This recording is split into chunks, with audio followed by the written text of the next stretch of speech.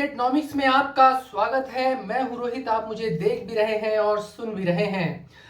Australia और भारत के बीच में टेस्ट चैंपियनशिप का फाइनल मुकाबला ओवल इंग्लैंड में होने वाला है। 7 जून के इस सबसे इंपॉर्टेंट मुकाबले में टेस्ट क्रिकेट के इतिहास में अगर देखा जाए तो भारत के लिहाज से सबसे इंपॉर्टेंट है, क्योंकि भारत 2013 के बाद से जिस तरह से क्रिकेट खेल रहा है उसमें इंटरनेशनल यानी आईसीसी की जो ट्रॉफी है वो उसके लिए जीतना दुर्भर हो गई है।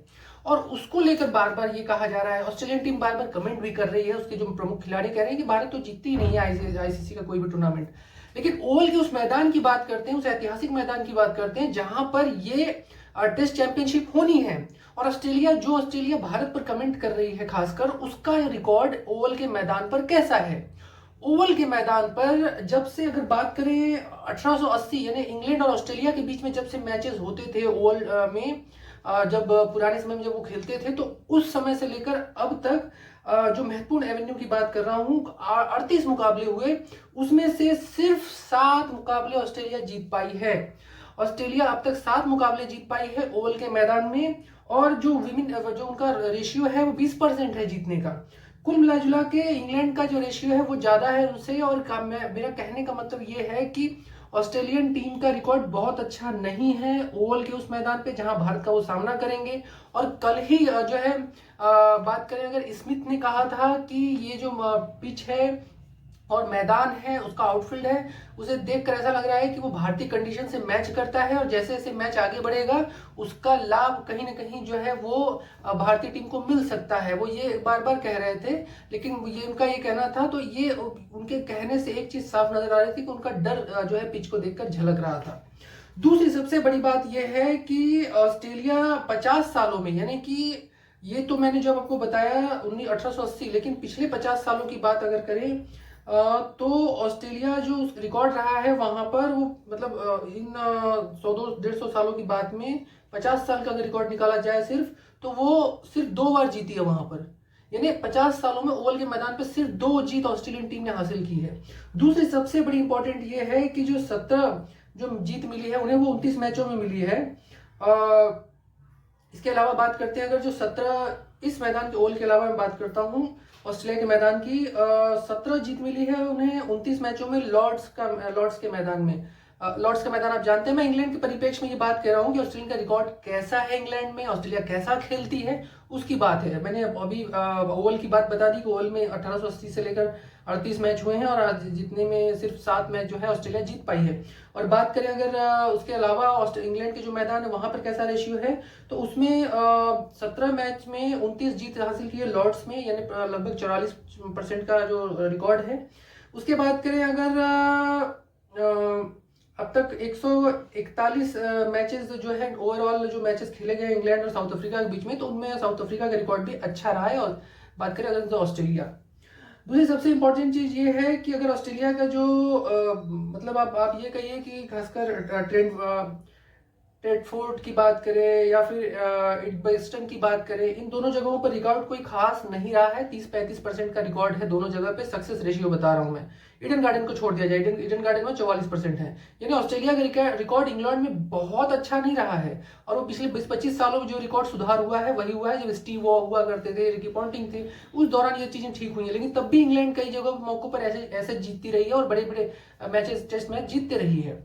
दूसरी सबसे बॉक्सिंग डे के मैचेस जीतते रही है।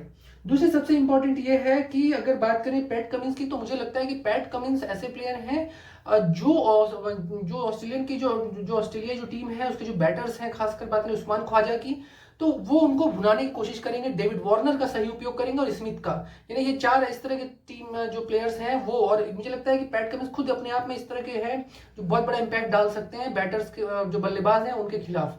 तो ये बहुत मुझे लगता है कि इंग्लैंड के लिए भी इस बार बहुत बड़ी स्थिति है, क्योंकि वैसे भी इंग्लैंड जो है इस समय जो वर्ल्ड में सबसे अच्छी टीम है उनमें से एक, सबसे इंपॉर्टेंट टीमों में से एक मानी जा रही है, जो नंबर टॉप 3 टीम है उनमें से। कभी ऑस्ट्रेलिया इंग्लैंड के साथ बहुत ही कम हुआ है ऐसा, जब इंग्लैंड इस तरह की मैचेस खेलते रही है। दूसरी बात यह है, भारत से चूंकि मुकाबला होना है इंग्लैंड की, मैं परिप्रेक्ष्य इसलिए बता रहा हूँ क्योंकि इंग्लैंड में ये मैच हो रहा है। दूसरी सबसे बड़ी बात यह है कि अगर बात करें अर्लियर कुछ मैचेस की, तो भारत जो है वो बात करें अगर तो ऑस्ट्रेलिया जो 2021-2023 का WTC जो फाइनल था टॉप टेबल पर, वो अभी था जो 2021-2023 का जो टॉप टेबल टेस्ट का था, उसमें वो नंबर 1 था। और भारत से वो हालांकि हार चुका था वो टेस्ट, अब इसी साल हारा है भारत में जब आया था तो और इसके बाद ऋषभ पंत का वो मुकाबला आपको याद होगा, जो वो लगातार वो जिसमें ऋषभ पंत ने जो आज बेहतरीन जो है अंतिम में जिस तरह से वो उन्होंने पारी खेली, 70 रन से 80 रन की पारी खेली, फिर शतक की पारी खेली, वो बड़ा इंपॉर्टेंट था। ऑस्ट्रेलिया उसको याद भी रखना नहीं चाहेगा, इस तरह का सारा चल रहा था। जब ऑस्ट्रेलिया टीम भारत आई तो उस समय ऋषभ पंत नहीं खेल रहे थे, तब बार बार ये कहा भी जा रहा था कि कहीं ना कहीं ऋषभ पंत की कमी खल रही है। तो ऋषभ पंत एक बहुत बड़ा फैक्टर मुझे नजर आ रहे हैं। लेफ्ट हैंडर बैट्समैन हैं और बहुत अच्छी, लेकिन इसकी कमी मुझे लगता है ईशान किशन पूरी करेंगे, वो भी लेफ्ट हैंडर बैटर हैं और जो है उन्हीं की तरह आक्रामक हैं, वो खेलते हैं। तो मुझे लगता है इसी को ध्यान में रखते हुए भारतीय टीम में उनको लाया गया है और कॉम्बिनेशन बहुत अच्छा है, मैं बार बार कह रहा हूँ। तो ऑस्ट्रेलिया के कुल मिला जुला के रिकॉर्ड मुझे लगता है कि वहां इंग्लैंड में बहुत अच्छा नहीं है, खासकर अगर बात करें ओवल के मैदान की, तो उसका एक बड़ा लाभ भारत को मिलेगा साइकोलॉजिकली अगर बात करें तो, जो जिस तरह से गेम वॉर होता है। बात करें अगर इस ऑस्ट्रेलिया टीम की जो अभी खेल रही है उसके प्लेयर्स की, तो टेस्ट में उनका रिकॉर्ड कैसा है, तो आप लेवस्गर की दूसरा इसके अलावा और तो केन विलियमसन भी है। केन विलियमसन चूंकि बात करें अगर न्यूजीलैंड के प्लेयर हैं, लेकिन स्टीव स्मिथ है तीसरे नंबर पर। और इसके बाद और जो अंडर 10 जो टॉप 10 है उसमें भी उनके खिलाड़ी हैं। तो कहने का ये मतलब है कि ऑस्ट्रेलिया की जो टॉप 3 के जो प्लेयर, जो टॉप 3 जो है उसके अंदर 2 प्लेयर्स हैं, स्टीव स्मिथ और बात करें मार्कस लेबुस्कर। दूसरा इसके अलावा बॉलिंग की बात करते हैं टेस्ट में, कि टेस्ट में कौन अच्छा खेलता है, तो कौन प्लेयर जो है वो टॉप 5 में है। तो टॉप 5 की बात करें तो उसमें रविचंद्रन अश्विन जो है वो नंबर 1 पर है इस समय 869 अंकों के साथ। उसके बाद दूसरे नंबर पर जेम्स एंडरसन है जो इंग्लैंड के हैं। हो सकता है ये भारत के लिए बहुत अच्छा है और अश्विन जो है टॉप पर है, इसका एक बड़ा फायदा वहां भी मिलेगा। हालांकि टेबल पॉइंट से कोई लेना देना नहीं होता ज्यादा, लेकिन एक साइकोलॉजिकल इफेक्ट पड़ता है कि बड़ा प्लेयर है और उसके बाद इस तरह की बात होती है कि कहीं ना कहीं वो लगातार अच्छा परफॉर्मेंस करता रहा है, तो ये रविचंद्रन अश्विन के लिए प्लस पॉइंट है।